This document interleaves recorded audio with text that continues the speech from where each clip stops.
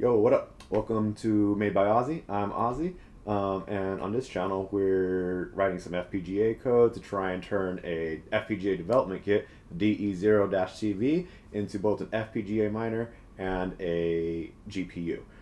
So today what we're going to do is we're going to carry on with the last video where we actually got the physical setup for an RS232 communication interface all set up and tested and verified. So that involves a little USB adapter to plug into my PC and a little level shifter to break out to a couple of the general purpose I/O on the dev kit. I want to quick interlude with two things that actually I got two really helpful comments this week on the last video, and I made another video discussing the speed of RS232, and you could check out those, if you just go back a couple videos in the playlist. So one really helpful comment is someone pointed out that on the last video where I set the hardware, I switched the receive and transmit lines because from the PC we want to transmit to land on the receive end of the FPGA, so I just switched them when I wired them up. Sometimes the cable that you're using for the RS232, like the adapter itself, or if you're using like an extension in between the adapter to where it actually gets the board, sometimes they cross it over just automatically in the cable itself. So you have to not reverse them, right? So the transmit and receive would end up being swapped. And so that's something good to point out. It's a really common bug, the easiest way to debug it. If you're having trouble, literally this is the first thing I do. Every single time I'm debugging an RS232 line, just swap them. 60% of the time it works every time. Okay, another really helpful comment is apparently I can push the speed of a UART signal much faster than the 115.2 kilobaud that I am currently planning on using. Copper's impressed by that. So an important distinction to make, which this was news to me, RS232 and UART are not necessarily the same thing. I've always used them interchangeably in my career, but RS232 defines the voltage levels used for that signal, whereas UART sort of describes the protocol, the algorithm for which bits are going to be read in and out of registers on hardware, which is what we're going to program today, by the way. So what that means is I could buy a different type of adapter, USB adapter cable, which breaks it out to a much lower voltage level UART protocol. So I get to use the same logic that we're going to write today for RS232, but we can push the speed up to much higher than 115 kilohertz. Apparently, we could go all the way up to 3 megahertz. That is dope. Okay, I'm 100% going to do that. I'm going to probably make another video following up on the cable I need for that, and then probably the last video in this series will be swapping over the hardware that I set up in the last video to this much faster one, and adapting the code we write to work with the faster hardware. Okay, but today what we're going to do is we're going to look at what physical signals we want to get from from the PC. What bits are we going to get? What speed are we going to get it at? How are we going to map them into a register? We're going to write a state machine to do that. And state machine is another one of those programming tools that we're going to use a lot to all over the place. It's going to be really helpful for all kinds of different modules. So there's a ton to do. It ended up being a pretty long video. So let's get started. And if you haven't been keeping up, you could always get right up to speed by going to the GitHub repo. The link is in the description, and you can just pull it all immediately. Everything that we're going to go over today is already up on that repo. Okay, so we have the physical line set up, receive and transmit. But now, what do we do? What are we actually going to look for in our verilog module? How do we even get started? And so here we are again at the Wikipedia page, and what we want to take away from this is these two really convenient plots of what the voltage levels are on the receive and transmit lines when sending a specific character. So in this case, this is the exact voltage levels measured when you send a K, and the ASCII character K has the binary encoding of 4B. Which this is hexadecimal, right? So this actually means 4 and B is 11, with 1 start bit, 8 data bits, least significant bit first. So what this means is you're actually going to see the 4 on the latter half, so these last 4 bits are the 4, and that makes sense. This is the 1's place, this is 2, and this is 4, so the 1 there is a 4. And then the B is the first half over here. And you know, if you add this up, you get 11 as you expect with B. You get 1 plus 2 plus nothing plus 8. So that's 8 plus 2 is 10 plus 1 is 11. Yeah, so B and then 4 over here. And what we see here is we got 1 start bit and 1 stop bit. So we have 8 bits of data making up this ASCII character K, and this is how we send information over RS232. We're going to define ASCII strings, much like in the Python project we set up last time. Our little test script sent the ASCII string array hello with the binary encoding, I guess. I got to double check, honestly, that Python string formatting syntax. But anyway, okay, so we what we're actually going to look for is a voltage level in this time frame. So this time step here is actually controlled by the setting, the baud rate that we're going to set for the RS232 channel. And if you go to madebyozzy, you can see we're going to use the baud rate of 115/200.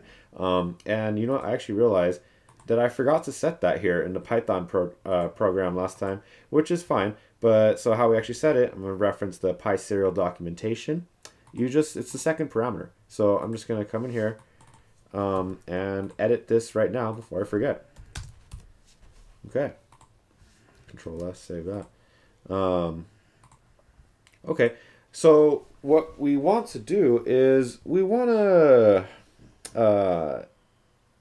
build something that is going to let us get into a mode, or a state is the general terminology used, a state where we're going to prepare some logic to read in 8 bits.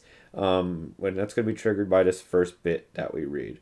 Okay, so let's delve into that a little bit deeper. Okay, so first things first, I'm just going to copy this exact same oscilloscope voltage diagram into like this little waveform chart. I like using this. I think it's a pretty slick way to show how things are changing over time. You can see we have this high bit for that start, and I've got the little label start. I got the 8 data bits, 0, 1, 2, 3, 4, 5, 6, 7, you know, just like this, B0 through B7, and then the stop bit, the last one, the stop. And so the first thing we really want to do is figure out the timing that we need for it, right? How much is one of these clock cycles? And we know that because we set this, we know that the clock cycle is going to run at 115.2 kilohertz. That's what baud means. It literally means kilohertz, right? It just doesn't mean exactly bits per second because it is start and stop bit overhead. But 115.2 kilohertz. We need a clock. But we don't have that, right? We have a 50 megahertz clock on our dev kit chip. So we have this guy. And all we really can do is count rising clock edges of our 50 megahertz clock. So how many do we need to count in order to make this 115.2 kilohertz clock? And that's just, you know, we just divide 50 megahertz divided by 115.2 kilohertz is 434. 434 clock edges of our clock here will give us the signal, the period we need for our RS232 reader. And another number we want to keep in mind is just half this. 434 divided by 2 is 217, so we kind of know the half point. Okay, so, it's not quite that easy, right? The LEDs were on, so what do I mean by that? Okay, so I'm going to pull a sort of a poor man's editing job here and just show a clip of the last video I made here where we actually set up the physical side of the RS32. The takeaway from here is these 2 LEDs are on right now. If you look at the Quartus code, this is the module we wrote for that. The LEDs, this one of them is tied directly to this input here, this receive input, and the other one is tied to a button. The takeaway from that is at least one of these LEDs is tied to a physical input on this GPIO connector. That you know, should have been tied to this RS232 adapter, but I didn't. So what I'm trying to say with that is an open connection to a general purpose input on this FPGA dev kit is seen as a logic high. That's why this LED is on. And later on in the video, if you we could actually confirm that even when the signals get connected, look, here they are actually connected. The LEDs are, well, you actually have to look. I actually had to add this not right there because I wanted them to turn on whenever something happened, and they were on all the time, so I needed them to look like they were off for until something happened. So this actually proves that even after connecting the physical RS232 level shifter here, it still saw an off signal from the adapter here as a logical high, because it was off. But here, so it's showing so this voltage diagram is a little misleading, is what I'm trying to say. Or what I should say is how our FPGA is going to see this is not representative of what this is showing. In fact, it's going to be inverted. What we can expect to see when we have a low signal from our RS232 channel, we're actually going to see a logical high in our logic. So that's something that we should model up in our flowchart. Okay, so all we have to do basically is take this signal that we were looking for from K and invert all of it. So where it was low, we make it high, and where it was high, we make it low. And if you look at it, it's actually really convenient for us because the logical bits that we expected to see, we were planning on negating those anyway, so now we don't even need to do that. When we see a positive on this input on the received bit, we want to treat that like a 1 in our logic, and we get to treat that like a 1 in our data storage. So hooray, good for us, right? The main difference is that our idle state will just be different. Instead of looking for a logic 0 for idle, we're expecting idle to be a logic 1, and our start bit is actually going to be characterized by the falling edge to a logic 0. So that's something. It's just something to keep in, whatever, it's logic. It's the same logic, just negated, right? So let's keep it in mind. And so what are we gonna do? We're going to design a state machine that's going to let us do that. And so what we're going to do is going to be a 4-state machine. You could already anticipate that we're going to have an idle stage, right? So when it's before we get this start bit, then we're in our idle stage. And then receiving that start bit, which is looking for the falling edge on this receive line. I called it inverse K here, but I guess really this would be the receive input. As soon as we see the falling edge on that, we're going to transition out of our idle state and into the start state. And what we're going to do with the start state is we're going to try and count until the very middle. So basically right here, this falling edge of our 115.2 kilohertz pulse, we want to count the very middle of the time step right there. And that's where we're going to sample what the bit value is. And it's important that you don't just sample it immediately as soon as this time crosses here. You want to give the bit time to settle. That's if you look at this oscilloscope diagram, that's why they put these slopes in there. So you can see if you sample too early, you're going to get some nonsense. If you sample too early, it's the complete opposite. So it's best to wait until right in the middle, basically. It's best to cut off the beginning and ends of any time period and try and sample right in the middle. That's almost always just a good general rule of thumb. So anyway, after we have this start bit period, which gets us, look, it should get us right to the middle of a one of these 115.2 kilohertz steps here. Then we enter this read phase, and that's where we're gonna have to declare a register. It's 8 bits to keep track of all the data we're reading, right? We have 8 bits here. We actually need to store it somewhere. So it's in this read stage that we're going to store the bits we're reading into this register that we're gonna make. And then after we've read 8 bits, we have a short stop period, and that's just to give it this little delay here for the stop bit. And then we just go right back into idle. So there's our 4 states. Idle, to start, to read, to stop. And then back to idle. Okay, so we have our states defined. Good. Now we can actually start putting our hands on some verilog. Alright, so we got our Cordis project open. Let's go make a new verilog file. New verilog HDL file. And let's name this one module.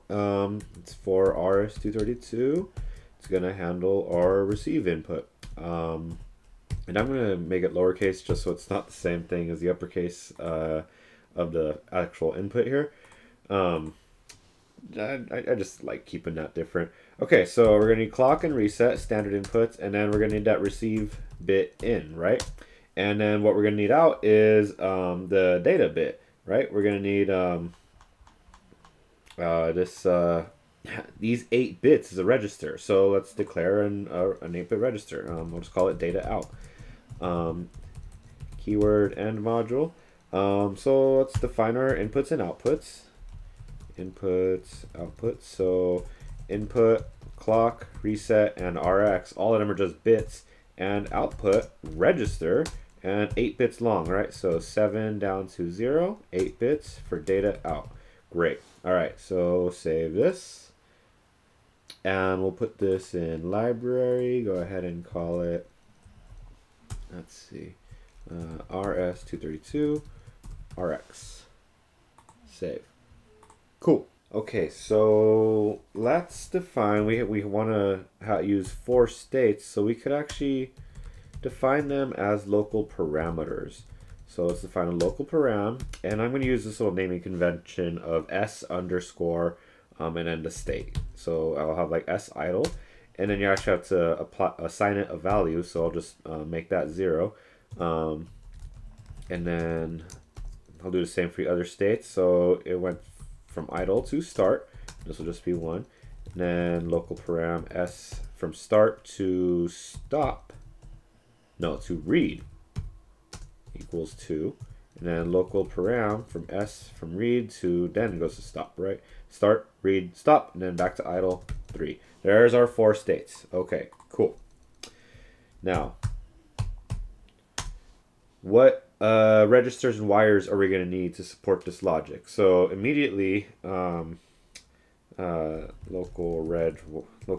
registers, let's just call it that, right? Immediately we're going to need something to keep track of what state we're in, right? So we have 4 states. In order to keep track of 4 values, we need 2 bits, 0, 1, 2, 3. So let's define a register that is 2 bits long, 1 to 0. And we will call that a state. Big capital letters, so it really stands out.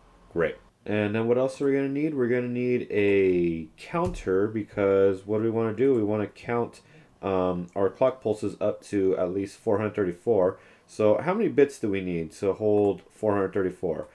So remember, that's just log, right? With the base of 2, 434, 8.76. So we need 9 bits, so you always round up. So let's go back here to Cordis, reg, and then for 9 bits, we're going to declare 8 down to 0, and this is just going to be our counter. Okay, and then one more thing we're going to need, right? What are we going to need? We need to know which bit of our 8-bit output counter here, data out, or 8-bit register out, data out, which bit are we going to write? RX is only 1 bit. We're gonna sequentially over time map this bit to a different bit in this vector data out. So how are we gonna do that? We need to keep track of a position, right? Be 0, 1. We need to count to 7. So we need to keep track of another 8 values, and that's 3, right? Is that 3 or 4? Let's just check real quick, because I am having it's 3. A brain lapse. Okay, so let's keep it up. Reg 2 to 0 for let's just call it we call it active bit. Yeah, that's a reasonable name. That way we could that'll tell us which bit we're currently going to be trying to write into. Okay. Okay, great. Save. And that's so funny. This has got to be like the most, using a calculator to do 2 plus 2 thing, like equivalent of when we're working with hardware. I broke out the calculator to find how many bits I need for 8. I've had prouder moments. Okay, let's carry on. So let's wrap this all in our sort of conditional always logic. Just, here's the logic, right? Always at pause edge clock, basically always synchronizing with that clock there. Begin, end, always. Okay. Now let's make our reset condition. If not reset, right? Begin, end. If not reset, and then our otherwise condition, or normal execution condition. Okay, and the only thing reset's gonna do so far, well, I mean, it's gonna reset everything, right? So state, probably drop it to 0. This, you'll see why that's why we decided to make s idle 0. So by default, we're gonna, in our normal logic here, we're gonna build a state machine that's gonna act on this state. And when someone hits reset, we want it to go into the idle state. It's the only thing that makes sense. You don't want to, reset and then start reading, right? Obviously. So at least that makes sense for the state. And then we're going to do the same thing for the other ones as well. Just everything reset to 0. So that makes reset a really easy concept to understand, right? Okay, save. Okay, now inside our normal logic begin end block here, we're going to go ahead and have one of these case statements, and we are going to switch a case depending on what state we're in. Okay, and again, this has the keyword end case. All right.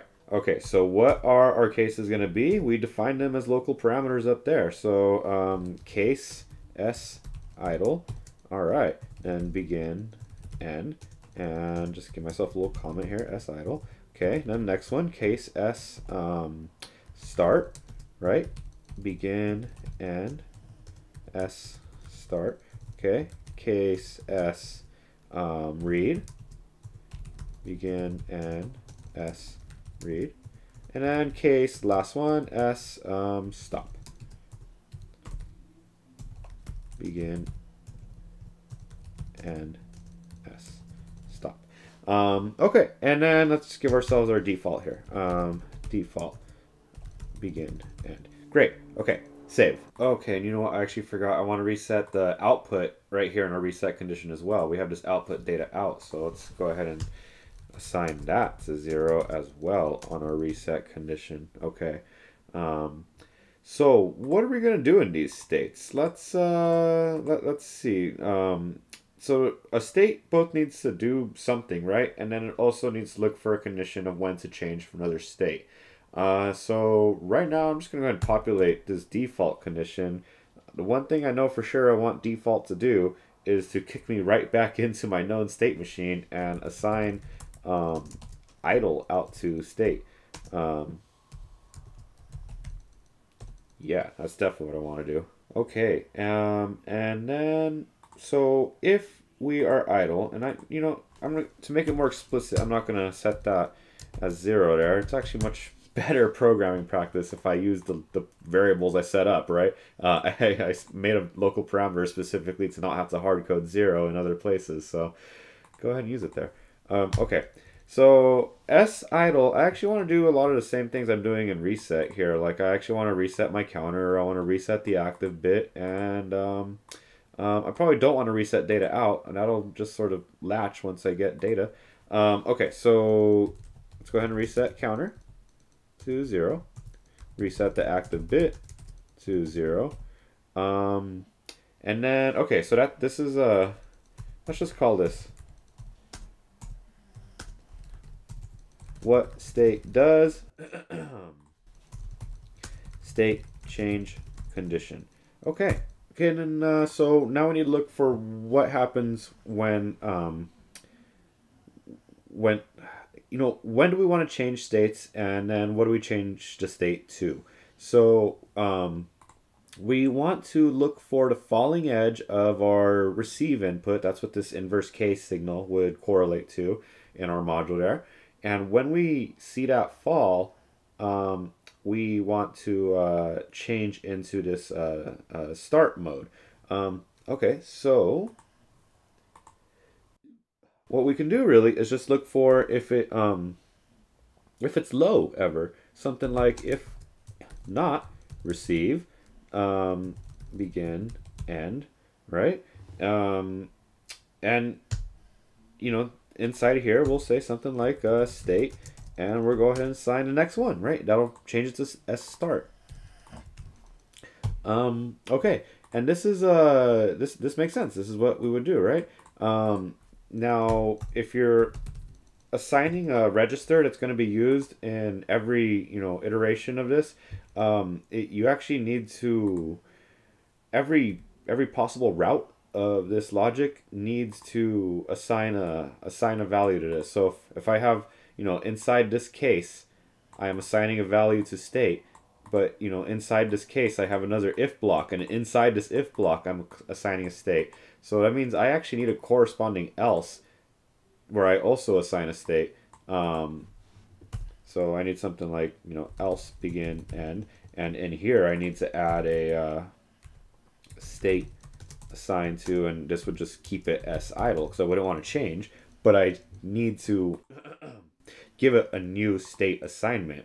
So yeah, just keep that in mind. Actually, this won't compile at all until every single one of these cases has a state assignment for all possible branches. So if I have an if, I need a else to go along with it.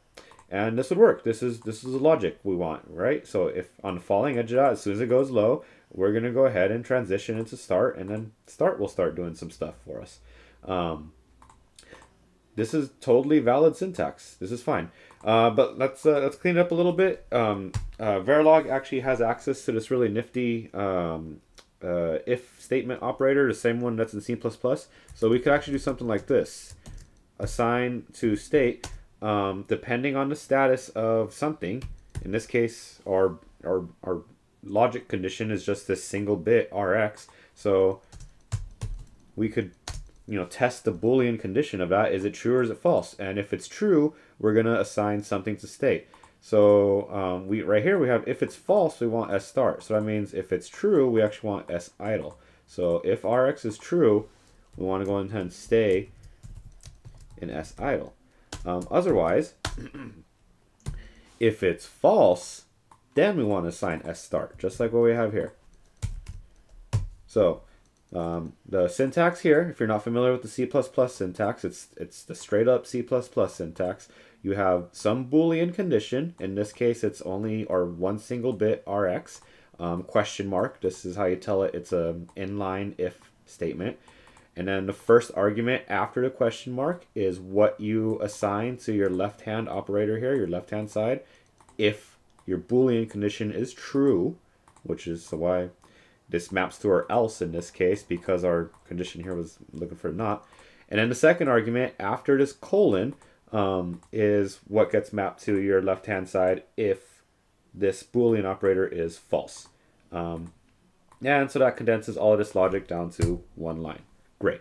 Okay, cool. So what now let's go figure out what is start going to do. So start is its whole purpose in life is just to count to the middle of this clock pulse here.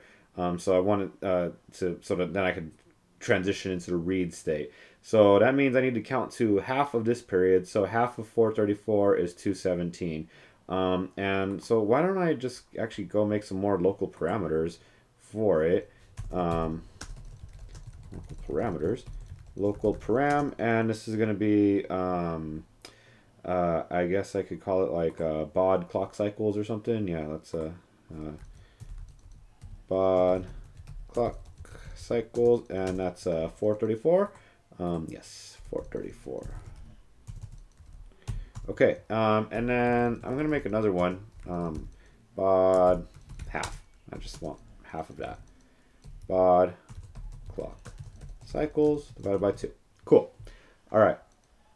So here in s start, what am I going to do is I'm actually just going to increment the counter. So counter is going to be greater than, well, you know what? Actually, first things first, I guess it depends on the value of the counter. So when it first enters this state, it's going to have a value of 0, right? Because if it enters this state, it's coming from idle, and idle is assigning it a value of 0.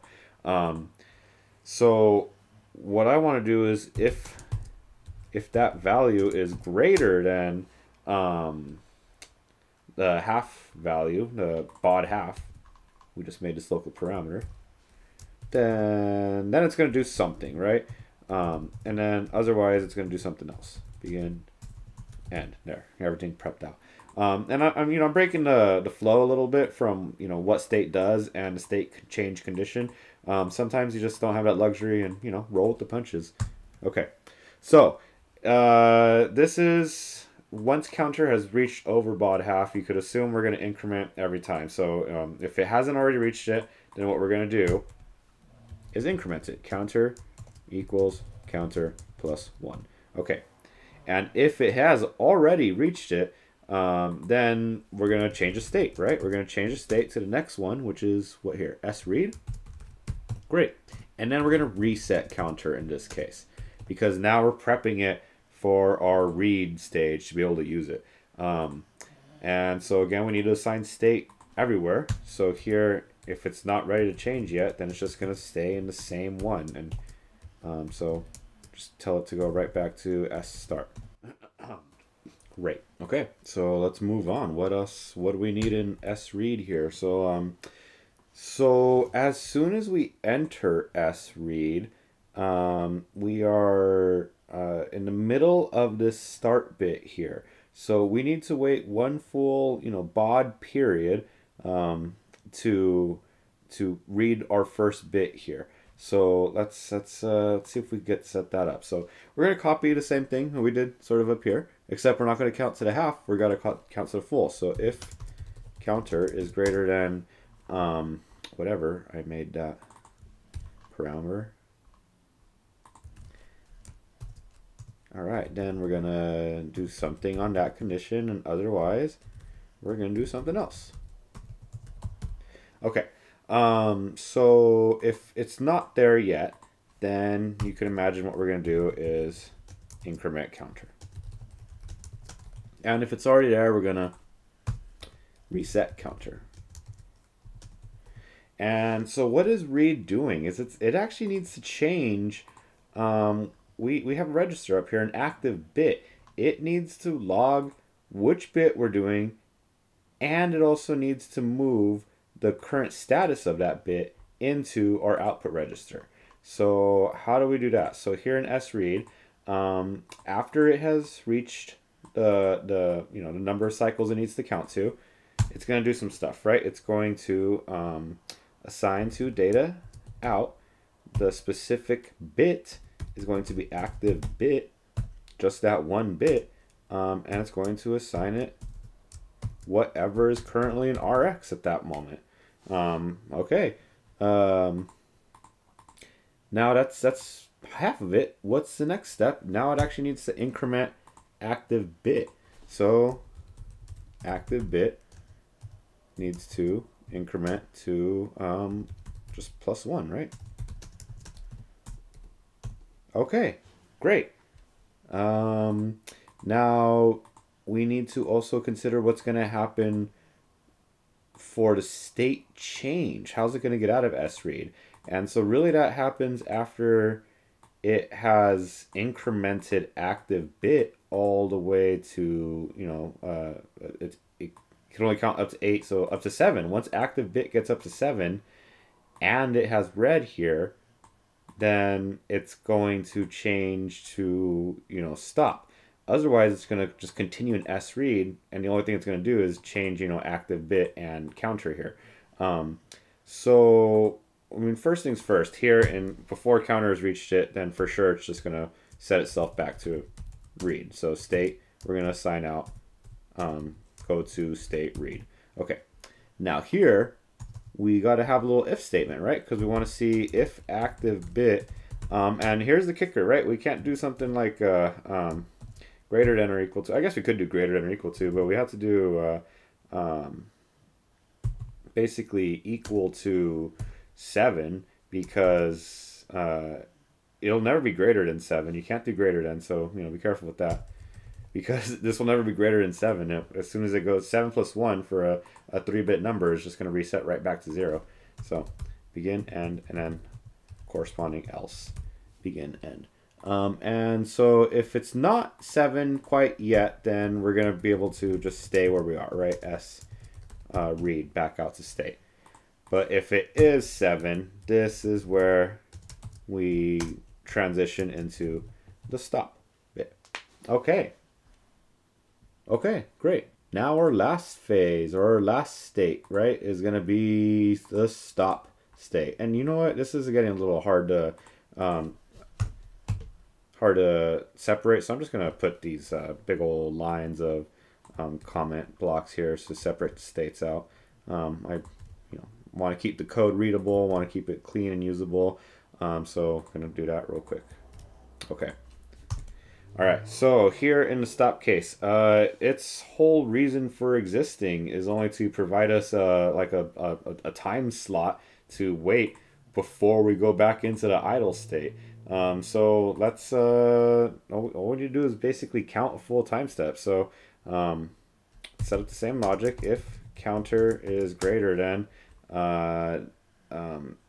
baud clock cycles,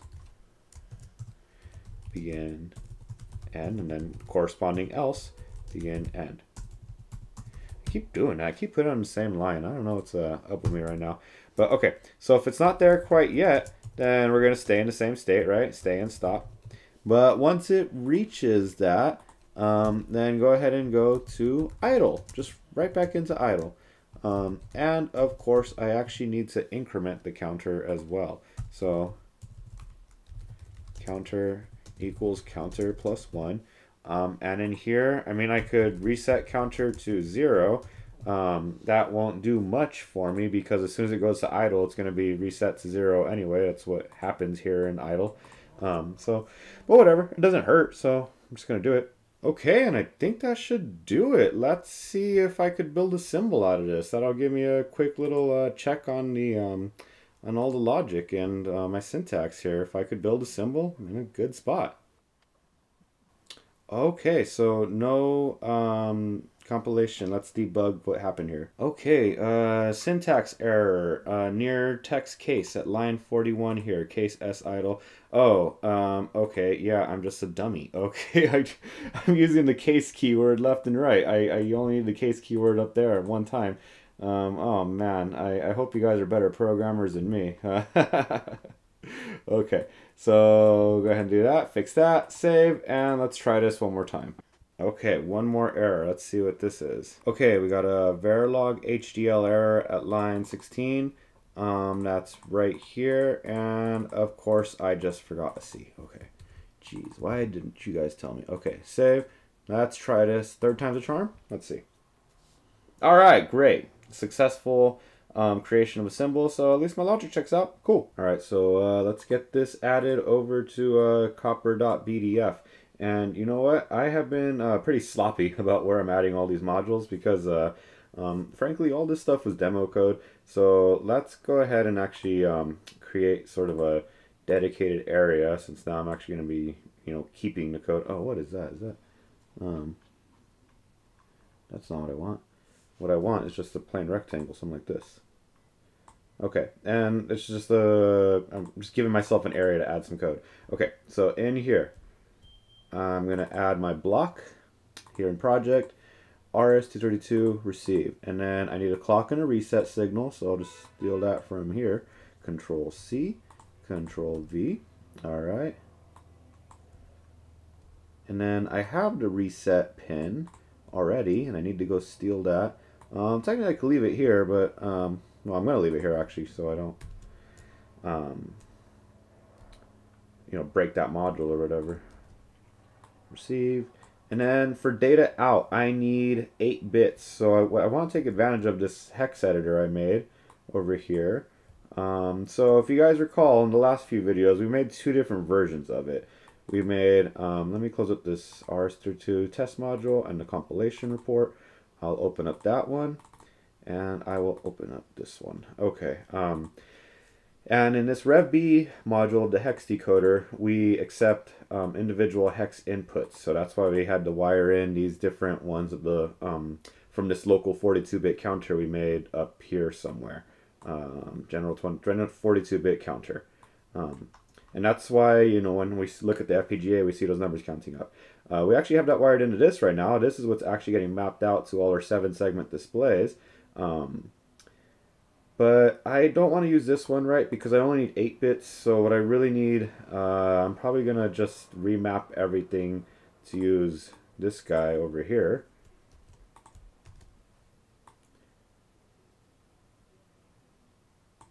And what I can do is tie, I'm going to move this into this rectangle that I just drew for myself. And let's give myself let's give ourselves a little local variable here for this data out. So let's call this RS232 data out, and define the bus. Remember, it's 7 dot dot 0, not 7:0, like in verilog. And so what we're going to do is I'm just going to replace these top 2 ones, the first 2. I'll leave the bottom 4, I'm going to leave as the counter, so, you know, just see something happening. But these I'm actually going to define as my bits for this, for my data out that I'm going to receive on, you know, from my RS232 line. Data out, and I only need 4 bits, right? So 7, 6, 5, 4, down 7 to 4 gives me 4 bits. And then next one down here, RS232 data out, and then for bit 3 down to 0. Okay, that should do it. And let's see if this compiles. Alright, compilation successful. Okay, so let's write this out to the FPGA. Let's test it out. Okay, so go to Tools, open up the programmer. Okay, click this and hit start. All written, let's go check it out. Okay, so we have our counter working. We have the last 2 hex characters. They're just 0, 0 right now. So we don't know if that's, you know, was that when it used to be the counter as well. We should have our transaction LED still tied to the button that we set up last time. So let's test that real quick. And that turned on. You saw it turned on over there as well. So that's working still. Now, let's go ahead and send... I'm going to go ahead and hit run that Python script that we have already set up where it's sending the binary string hello. And let's watch what happens to the last 2 hex characters here. Okay, hit run and 6F. Okay, so we get something. Okay, so let's change this string here to a K, and let's try this again. Control S to save, and let's write it out again and see what happens. Okay, so as I write a K, that 6F will now change to a 6B. Okay, and what were we actually expecting for a K? We were expecting a 4B. So this isn't quite right. So let's go try and, you know, debug what's going on. Okay, so we were expecting 4B when we wrote out a K, but this is an important distinction. So this is a capital K, and I wrote out a lowercase k, so that's something. So if we go check here, you know, ASCIItable.com, just a convenient little website, a lowercase or an uppercase k is 4b, just like, you know, in this chart here, and lowercase k over here is 6b, which is what we got. So that means we actually successfully sent a lowercase k to our FPGA, and it stored it in an 8-bit register. Yeah, congrats to us, right? Hooray! All right, success. And then, you know, for you could also see that the first thing we were getting to 6F is lowercase o, which is the last character in the first string we were trying to send. You know, we were sending hello. So odds are it was just getting overwritten by the very last character in the string. So we were only seeing the 6F for the lowercase o. So, you know, that's cool. It's another thing to know. Everything was expecting, you know, behaving as expected. We just need to know what we're actually looking for. Okay, dope. All right, we got a totally working Verilog module to read in a whole byte, you know, 8 bits, one ASCII character from, you know, software running on our PC. We know it's accurate. We know what we were expected to see, and we received on the FPGA what we expected to see. That is, all right, big step forward. That's only 1 byte though, right? We want to probably send a lot more data than that. So we're going to need to build a, you know, a buffer to try and, you know, take in the bytes as they come in, and actually, you know, populate, you know, some more registers or some RAM. So in the next episode, what we're going to do actually is we're going to do the same sort of thing, but for the transmit. We're going to try and build a mirror, basically. Whatever byte we receive in on our receive module, we're gonna try and send it back out to our PC and see if we could read it on our PC. That's gonna be an effort in itself, because it's going to involve obviously writing the transmit module. And I noticed when I was editing the video that I kept saying transaction. I got crypto on the brain. I'm sorry for that. But anyway, transmit module, and we want them both to work at the same speed. So this might be a good opportunity to look at creating verilog modules with external parameters instead of local parameters. I'm saying external. It's not like that's a keyword or nothing. It's just, you know, not a local parameter.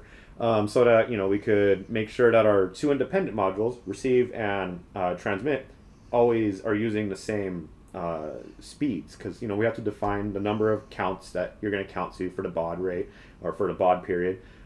Okay. So, I mean, if you like this sort of stuff, please hit like, please hit subscribe. That would be awesome. You know, I mean, it really helps the channel grow, which is what I'm going for here, really, you know. And I really hope that, you know, if you're following along, please comment down below. Tell me how it's going. Tell me, you know, what issues you're running into, what suggestions you have for making this maybe a little faster, a little bit cleaner code. By all means, I am not a seasoned and veteran hardware programmer. I'm actually a professional C++ developer right now, full-time, so I don't work with FPGAs professionally at all. But I've had the chance to a lot in the past, and it really stuck with me. I'm you know, definitely a polyglot as far as programming languages are concerned. You know, and that's the real skill set that ties all this thing together. You know, so I know how to interface with crypto networks, and I know how to interface with you know, C++ for graphics and stuff, which is, you know, where we want to get to, right? So thank you for watching. You know, if you're keeping along, it's just so great. Please hit like, please hit subscribe. I hope I see you guys next time. You take care. Oh, but before I go, there's one bug. Honestly, I meant to mention this, but I, you know, started rambling. I honestly expected to receive the hexadecimal character 0D when we first sent over this message. What that is, 0D is actually the ASCII representation for the carriage return character. Very often, RS232 software libraries have a built-in default termination character, which is often the carriage return. It could also be the line feed, or it could be the carriage return and the line feed. I think the line feed is like, I forget what it is. I think it's 10, so I don't know if that is in hex. But anyway, clearly, PySerial here in Python did not use a default carriage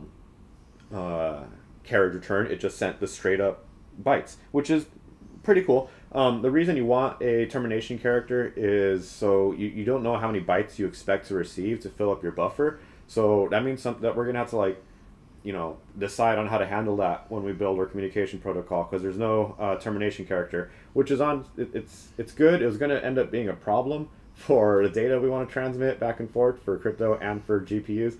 But just FYI, like, the first time I ever did this, it was with MATLAB, believe it or not. And MATLAB has the default termination character of carriage return. So when I was trying to get, you know, a character, I kept getting that 0D. And that's all it was. I basically had to read in 2 bytes to receive the 1 character. So I'd always get the 1 character and then another byte of the carriage return. So just FYI, if you're trying this with a different language, you know, I don't know how other languages are going to react, but keep that in mind. Okay, thank you for watching. Bye.